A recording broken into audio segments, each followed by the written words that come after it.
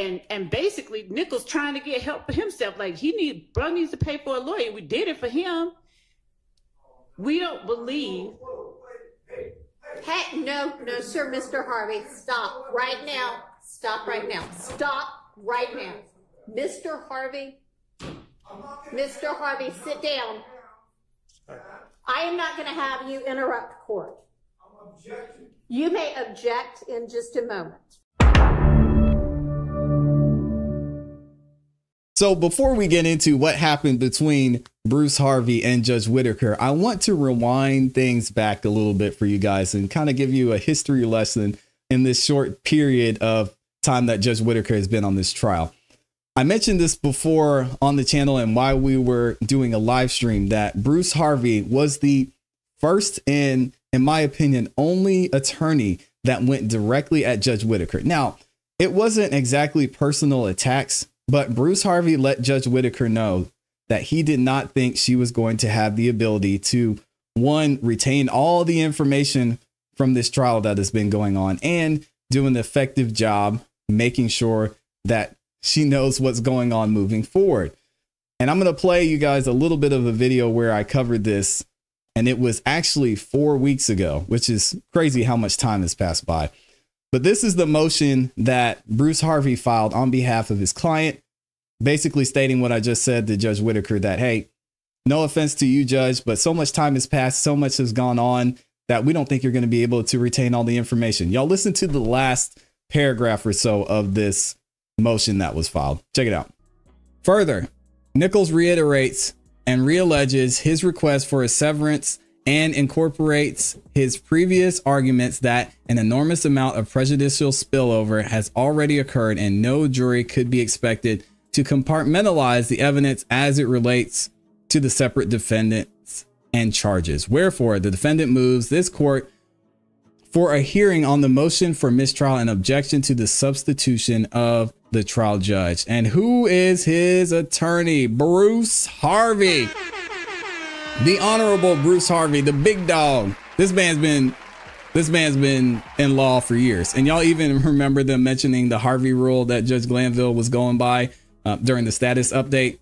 This is that dude.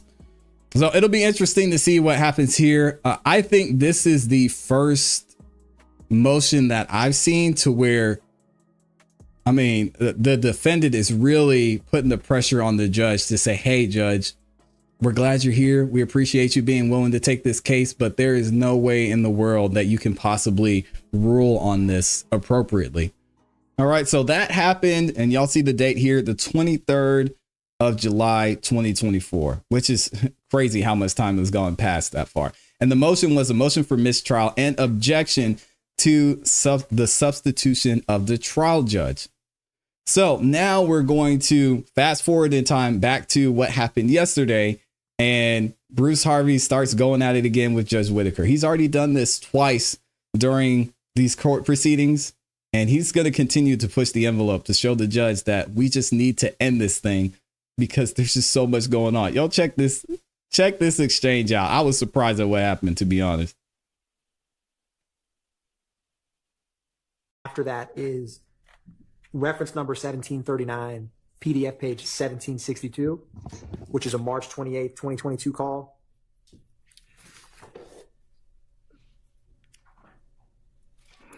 And on that call, Your Honor, is Little Co. Mr. Boyer, who asked Demekion Garlington that he needs to come get the blick, and he told Garlington to take it home with him. And then Garlington replies that he has his fire at the house, but he just didn't bring it with him. And then they asked for an address. Again,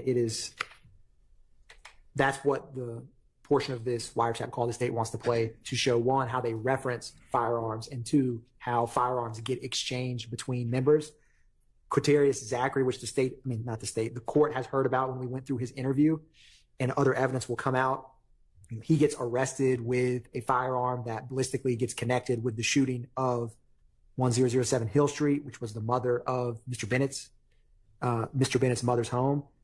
It's common, but the state doesn't actually believe or have evidence of that Mr. Zachary himself was part of that. So it shows that firearms get switched, exchanged, passed between both YSL gang members and sometimes other or allied street gangs. And so again, that's why the state wants to play this. It's a brief portion.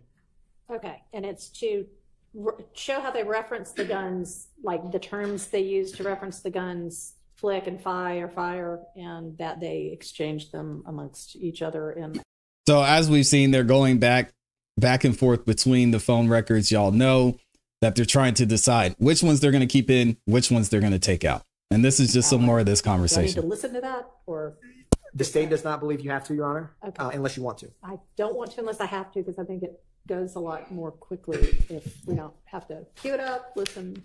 If I need to, I will. Well, before I argue about the admissibility, it says the entire call. So is the state representing that is the subject matter of the entire call, or they're going to limit the excerpt to that discussion?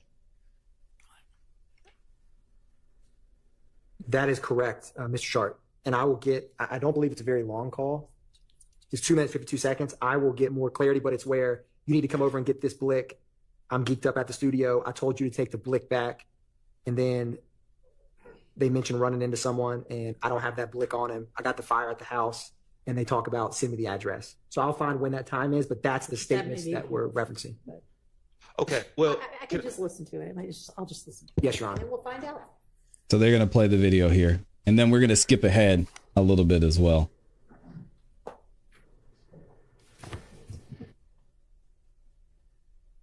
Yo. Hello? Yeah. Sorry. Hello? Yeah. Yeah, bro. Where? Bro, you need to come over and get blick, bro. I'm back. Where the hell you at? Should I keep them at the same one you just left, man? That shit got below me, bro. Your ass, I told you to take the blick on with you, bro. It don't matter, bro. Yeah, you right. You got to do then you got to throw it to him, bro. Like, come on, bro. He's trying to get rid of the gun. Oh, that's man. That shit about below me, man. I don't like this shit. It wasn't even that. It was like, this shit, I'm like, man, shit, I went cold, man. I'm running, but I heard this on TV, but it ran that nigga. D, man. D, boy. Nigga got down. He way out. So basically, whoever he's talking to on the phone was still clarified in a minute, is worried about getting caught with the gun. He's saying it's about to blow me. I don't want to have it in my possession. So he's trying to get rid of it. That one nigga, anytime nigga ain't got that blick on him, twin, that one some shit got down in the house, man. Yeah. Way like that, bro. No That's blick, true. Bro. You go get that blick, but you can take that blick home, bro. You stay home, son, bro. Nah, I got to fight the house. I just told you I ain't bring that, but like, you got to send me the address. Come to it. Just go get it. Look here, I'm finna pull in right now. You know I gotta have one of these to drop the pin. Yeah. But I'm pulling up right now.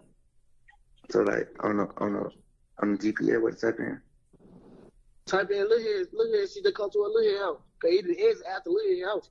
You see me? I'm literally 2 minutes away from the studio right now. As soon as I get there, I can drop the pin. Alright, well I'm here, I'll go get my car. Type in K.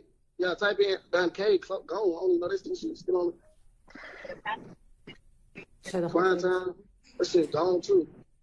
Type. Your Honor, there's a call that was shared in the initial Dropbox co-conspirator link. It's 1760, which is 2 minutes before this call, that should have been on this XL because it's directly related to why he's talking about getting the firearm. Okay. And so that call, I would like to play 1760, and the state also would like to introduce that call. And to give a little context with this is from consulting with APD gang detectives who investigated this in real time. Mr. Garlington coincidentally goes to a hotel in Cobb County, and there's a rival gang member whose street name is Little Blizzy, who, after the murder of Mr. McMiller and Mr. Ford, there's a whole lot of, I don't know the way to put it, just vile, disrespectful social media posts about, like, there's a picture of individuals X'd out next to their child, and say now they don't have a father. Things of that nature that escalates significantly the animosity and the violence. And so Little Blizzy, that murder was never solved, but he is in the far end of the spectrum of sending out very disrespectful social media posts after that double homicide.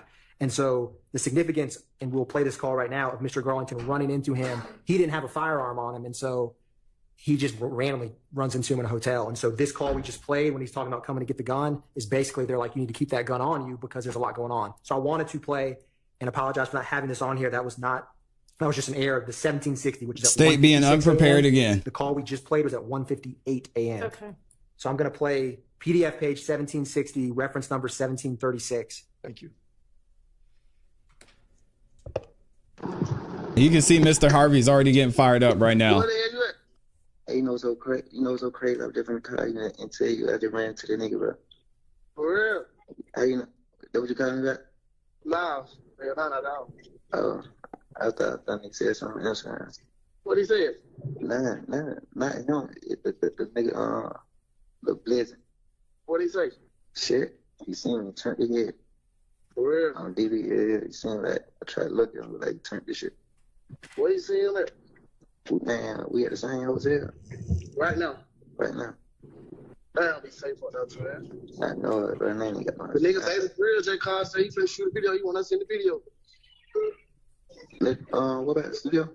Yeah, I'm finna meet them back up here, but he need to come back outside. But at least let me give you a gun or something. Which one? My side. The one we They're trying to get him a gun now. What was it? Hold on, they call out. And I'll that be is reading super chats 1760, Your Honor. shortly.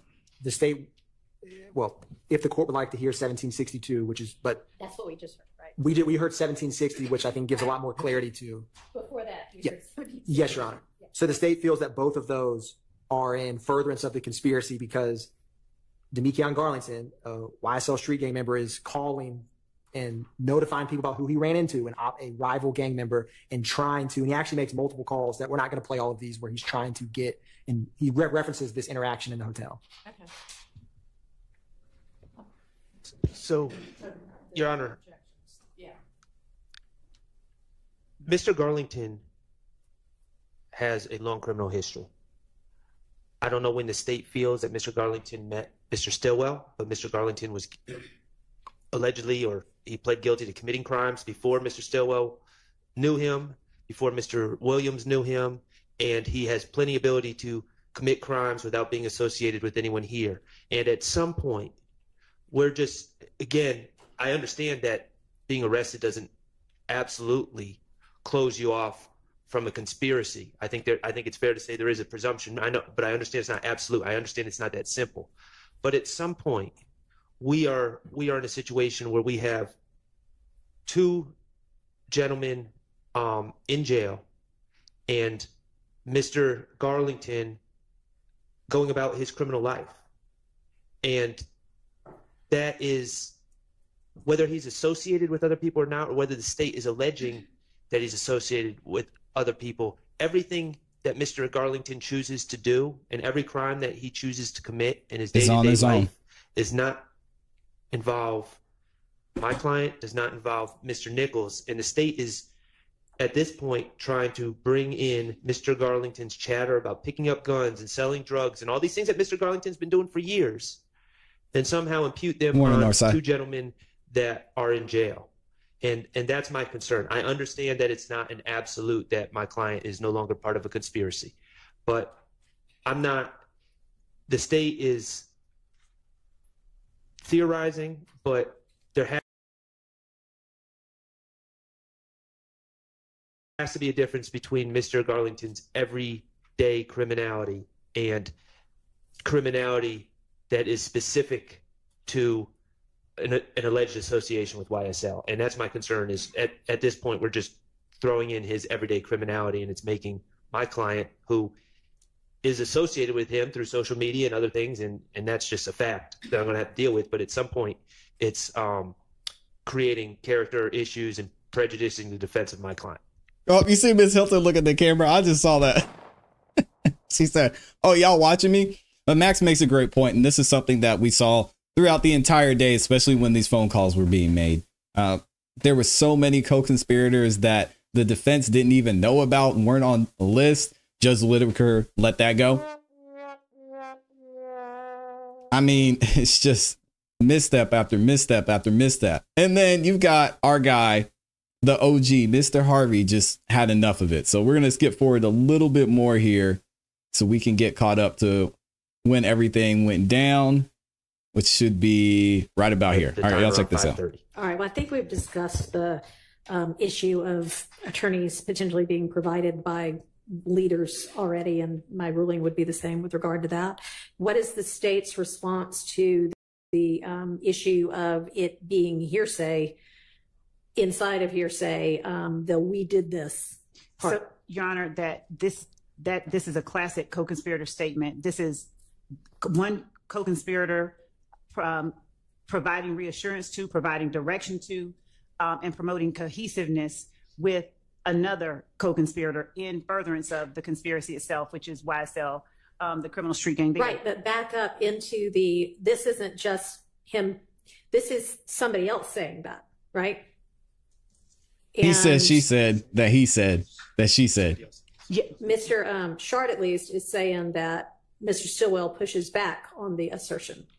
And this was a lot, so I might have to hear it again. But yes, Your Honor. If that's accurate, then that seems like that couldn't be, oh yeah, this is an adoptive admission. So, Your Honor, a couple things. One, defendant Stillwell was quite upset that Mr. Nichols made that. So the fact that Garlington and defendant Stillwell are discussing that, they need to know what's said on jail calls. They need to know who's talking to the police. They need to know who may fold, and they need to keep tabs on both members in jail and outside. So when they referenced earlier about Mr. Farley and how is he doing, and he needs to, so yeah, that's not the part that they're raising, that Mr. Sharp's raising an issue about right now. You're specifically discussing, Your Honor. So defendant Nichols saying we killed him for bro, and Mr. Sharp saying cannot come in this conversation with his client, Mr. Garlington, when they're discussing the intimate details of the murder that they did for bro.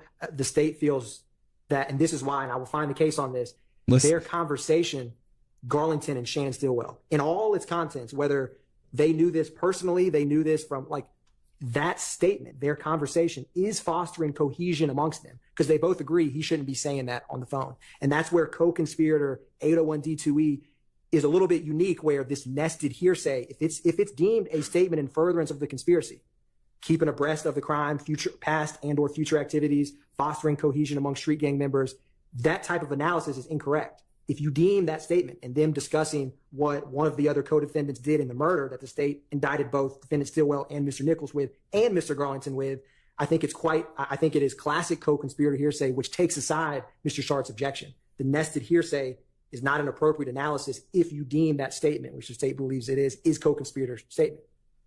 All right, so let's get into a definition a little bit about nested hearsay. I could explain it, but I typed it out, so I'm just going to go ahead and read it. That way we can kind of understand more what's going on here, because basically what they're saying is a lot of what y'all would think in the comments, is that this person was talking with this person, and they said that another person said something about this person, which led to this person saying that this happened.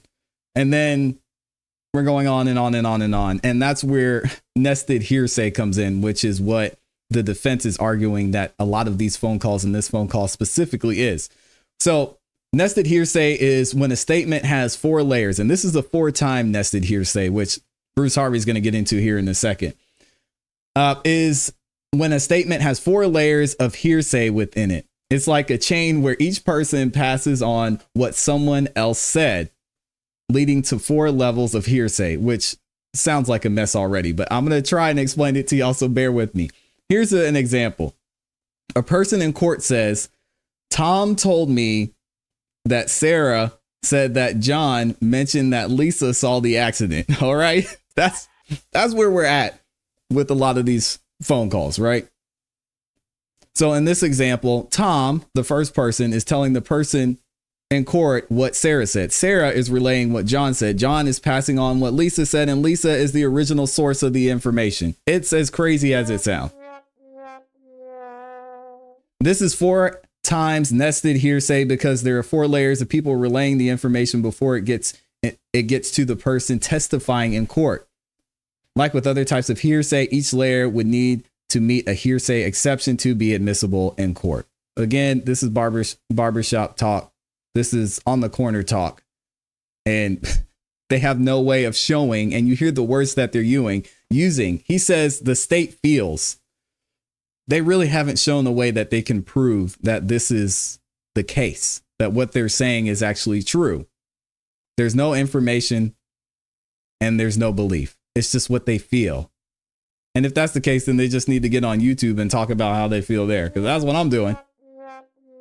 But I don't have the burden of proof. I'm just giving my opinion. Let's keep it going. That's the state's position on this nested double I hearsay. really need to see your Yep. case law. Yes, Your Honor. I think that's just an incorrect statement of the law. I would be surprised that it just makes what would otherwise be a valid evidentiary objection disappear. So, maybe it does. And so if it's hearsay, and I'd have to, like the court, I have to hear that little part again. But if they're saying that it's hearsay, that Mr. Nichols' statement about what they did is hearsay, and Mr. Stillwell is on the call, Right. right? Yeah, this is Garlington and Stillwell. Right. And when he says that his client pushes back, he's not saying we didn't kill him.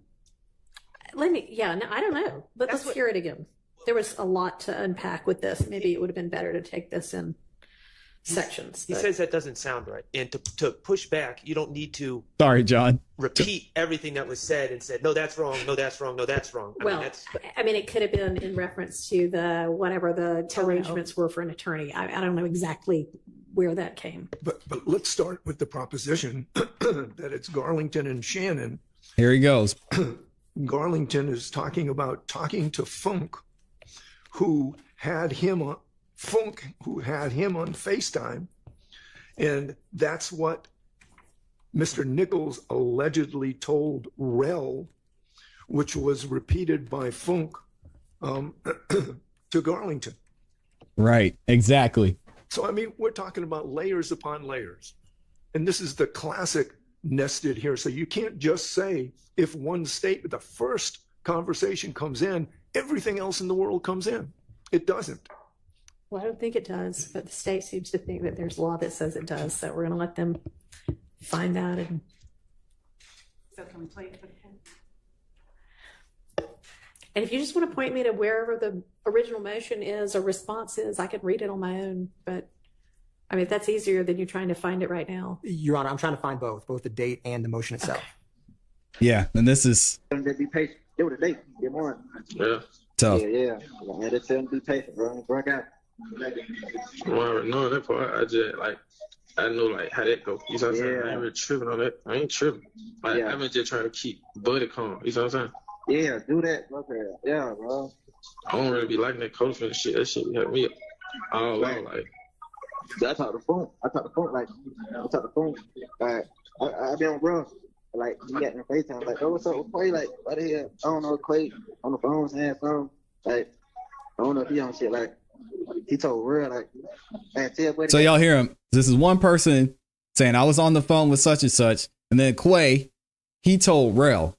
So that's three layers right there. And then the fourth layer is the person who's talking about it who wasn't even there. And guess what, bro?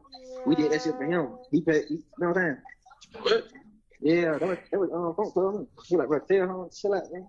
That's what Funk told him. I ain't know that about it. Yeah, We did that ish for him. He like, yeah, they was on cell phone. But I ain't even say nothing. I'm like, I know I ain't even up there. Can you play just maybe the last 30 seconds again?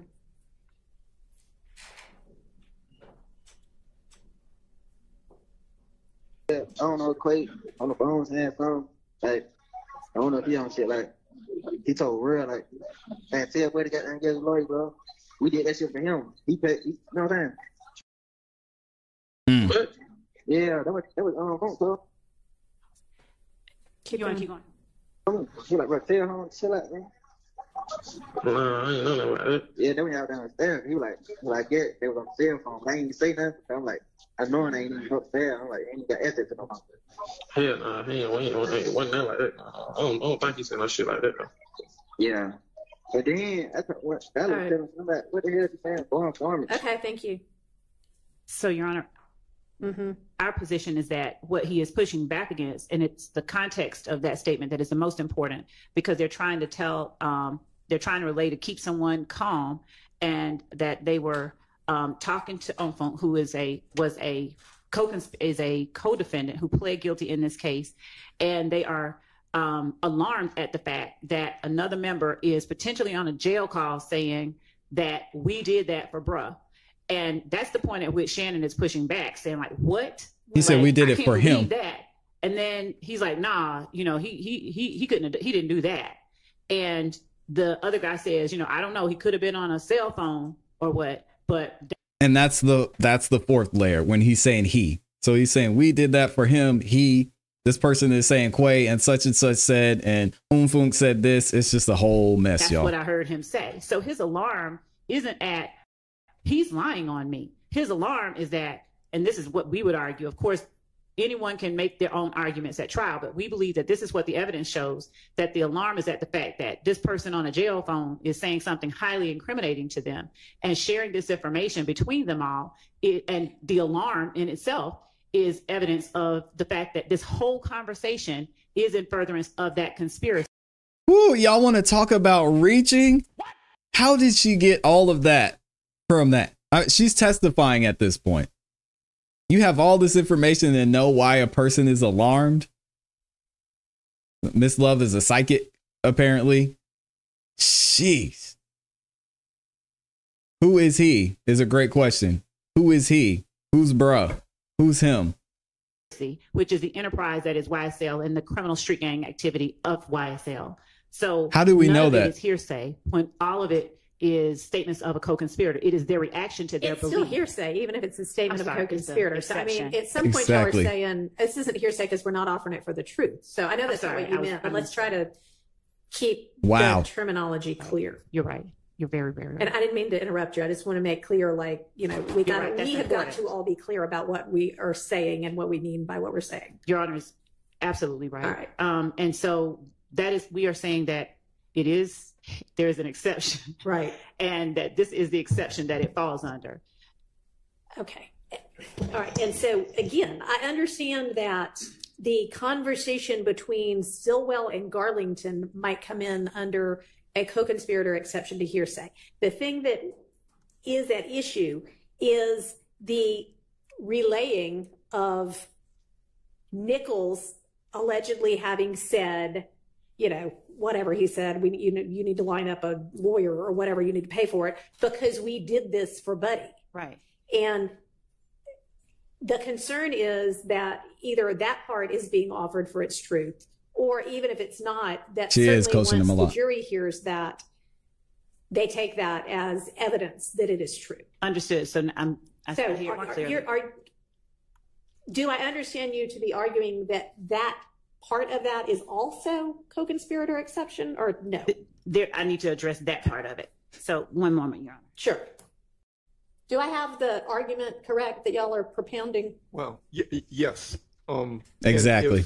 While they're gathering this, Mr. Atkins is listening, I hope. So can I respond? If we break this down, here's what the sentences were.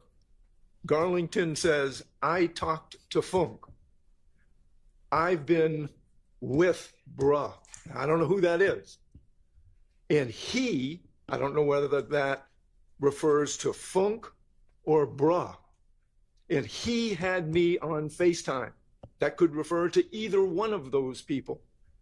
What's up with Quay? That's the next question, next statement. Why the hell? I don't know. Quay on the phone saying something. Like, I don't know if he, and again, we got a he on shit. I don't know who the he is referring to. He told Rel, that's another person, that's another layer. And that's somebody who's listening, that's not somebody who's talking. So anyway, and also, can I get this? Oh, why she interrupt him? Written down as a transcript because it would be most helpful. I can give you what we have, yes. Okay. But She's already given him attitude. We're on a third person. He told, I don't know. Okay, but that's a listener, so keep going. Okay, he told Rel. I'm going to slow this down a little bit. And I don't know whether Rel told Funk, and I don't know whether Rel told Bra. Right. We have no clue. Okay, but keep going. Okay. Shout out to Mr. Harvey. He told Rel, tell Buddy, god dang, get a lawyer, bruh.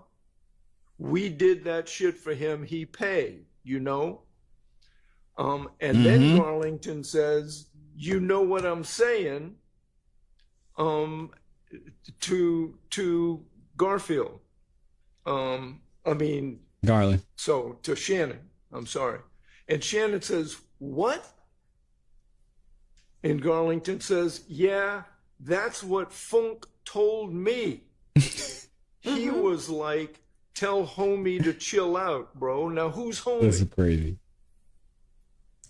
And who's the bruh? I mean, we have so many layers of unknown, and nested hearsay is exactly that. That's the whole point. Okay, so the short answer is yes, I've got your argument. Okay. Uh-oh, Mike's acting up. In terms of understanding what it is you're arguing. Yes. Okay. Your Honor, to be clear, because I may not articulate this well, my You did not, was sir. What, Mr. Harvey just broke down, at least what these statements they say. Yeah. Funk, who was a defendant in this case, and the state believes was a YSL street gang member, him telling Garlington that Nichols needs to chill. Funk isn't charged with the murder of Shamel Drink, so him telling him that is a statement in furtherance of the conspiracy. Nichols needs to chill. That's not what I'm concerned about. Yes, Your Honor. Okay. I'm concerned about the Funk saying, Garlington saying Funk told him that Nichols said, hey, we did this for him, so he needs to get a lawyer. And Your Honor, the state feels. The state feels. It doesn't matter who he said it to. Yes, it does, Judge. But it sounds like Funk heard it regardless. No. Do I have that part wrong? I think you do, because he said it to Rel. Rel said it to somebody else. Nichols said it to Rel. Well, allegedly. Allegedly, I understand. Yes. And then Rel to Funk, then Funk to Garlington. So that's 4 layers at least.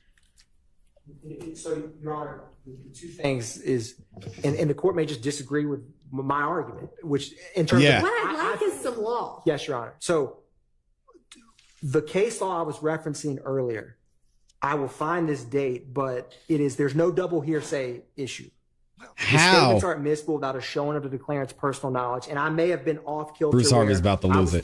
This is what I was thinking of when I referenced to the court that there's not double hearsay in this statement.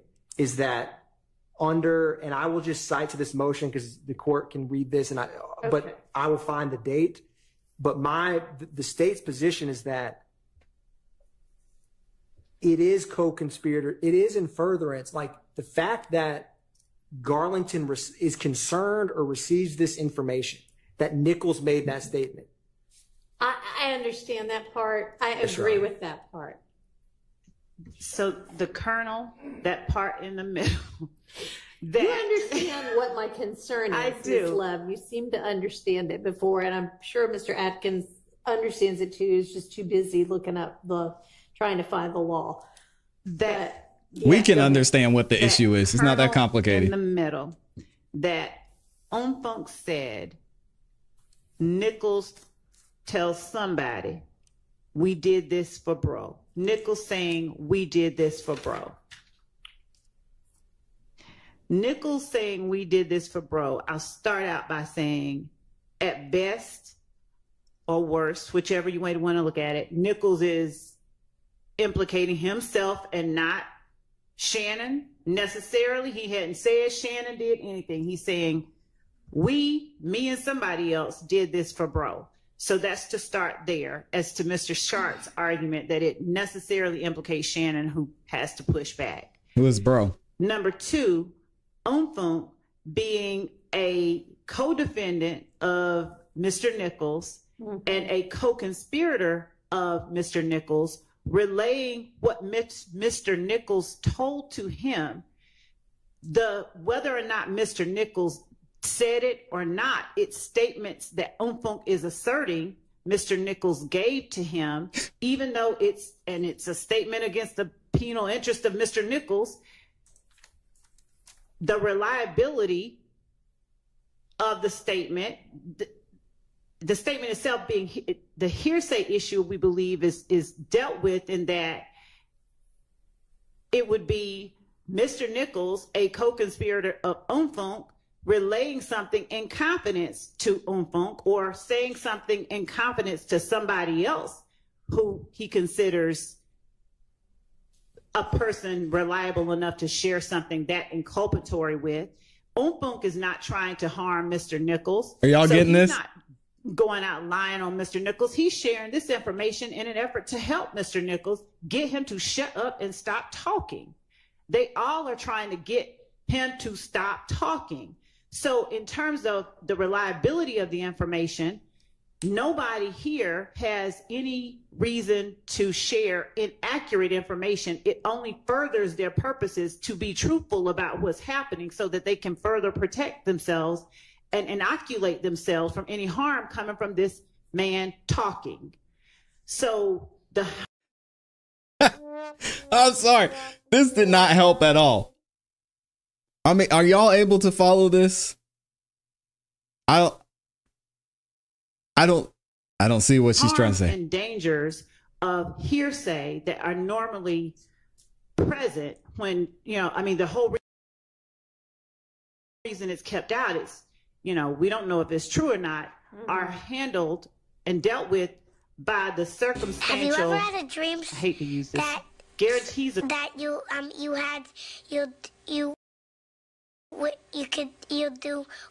want trustworthiness given that are present in the way that this statement comes about. It's told in a way, it's relayed in a way that indicates it's shared in order to help, not to harm Mr. Nichols, to help all of them and keep them safe. So it's layered co-conspirator hearsay, if you will, but that first. So she just said it's hearsay. Relaying of information, the declarant, Mr. Nichols, Jesus, saying it to Oomfunk, it would be definitely a statement against penal interest. But Mr. Greer, who is Oomfunk, sharing that information is a co-conspirator statement. That which we believe gets us past this idea that this is nested hearsay.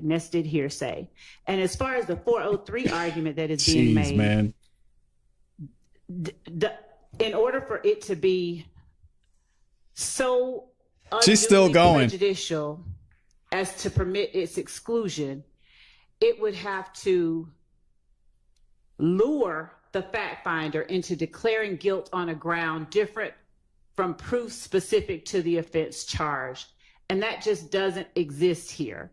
So we don't believe that they have met that, and by they, I mean the opponents of this information coming in.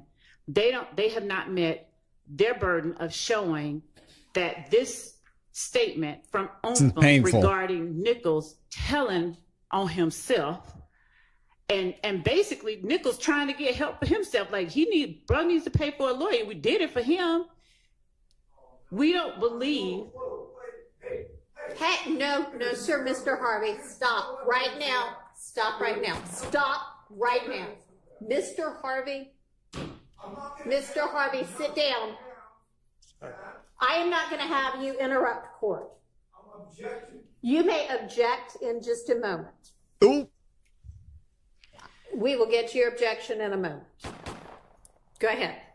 Thank you, Your Honor. There has been no showing that this information is so substantially more prejudicial than probative that it should permit the exclusion of what we believe is obviously relevant evidence. Okay, thank you. Mr. Harvey, your objection. Dang. Bruce Harvey said that's enough. Making things up to the court and saying speculatively to the court that he paid for Mr. Nichols' lawyer.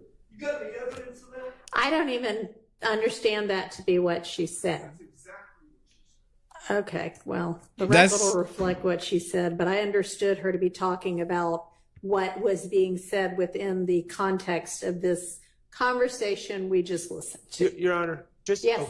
Sorry. Go ahead, Mr. Harvey. Yeah, he was not feeling that one. So well is the person to whom this allegedly. I'm going to listen to it again. Offline. Dang, Bruce. Not in court.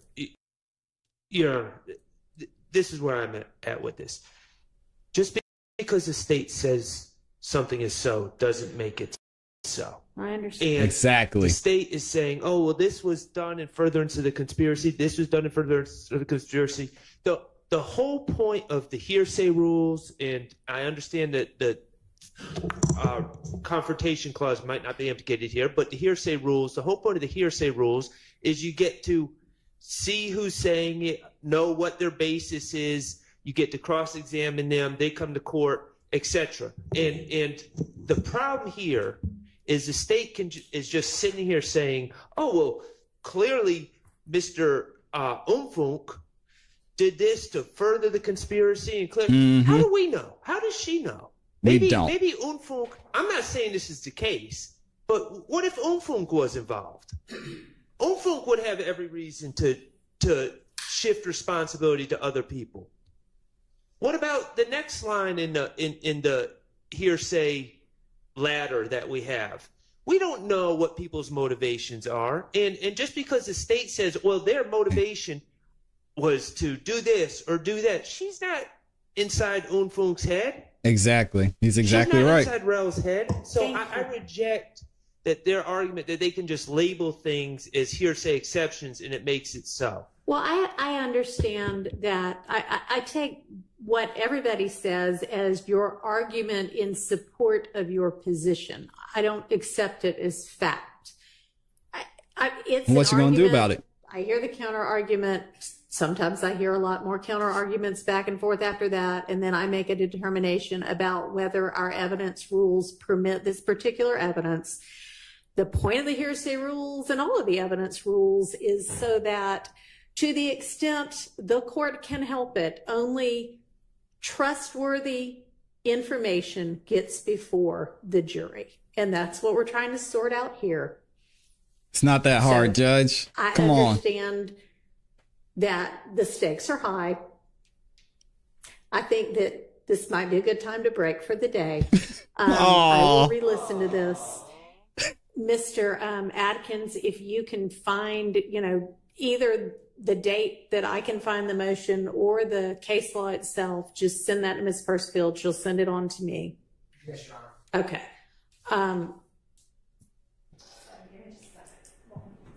Judge Whitaker got her feelings hurt because Mr. Harvey yelled at her. Court and send to Mr. Atkins what I read to the court as the transcript of that would be great. I appreciate that. Thank you. All right.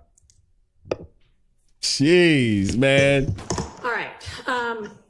I know that y'all are all going to hate to hear this, but sometime during the day tomorrow, and I don't know when, and I don't know how long it's going to be, people are going to come in to work on what hopefully will be a fix to the sound issues we seem to have a lot of last week. All right, so Judge Whitaker is just going to talk about why we're not having court on this day, but I want to know what y'all think about this situation. Boy, Bruce Harvey was not holding back. He was sick of it. And I don't blame him. Thankfully, Max came in there to calm things down a little bit, but the state is saying, the state feels that, the state thinks that, but they really don't have any proof or evidence to show a lot of these claims that they're making. We're still going to have to wait and see what Judge Whitaker decides because it looks like she shut everything down. I don't know if she got her feelings hurt because Mr. Harvey yelled at her, but yeah, that was tough. I want to know what y'all think, though. So let me know in the chat and in the comments. Was Bruce Harvey right in shutting everything down that Ms. Love was saying? And what's the state trying to do here? It's weird.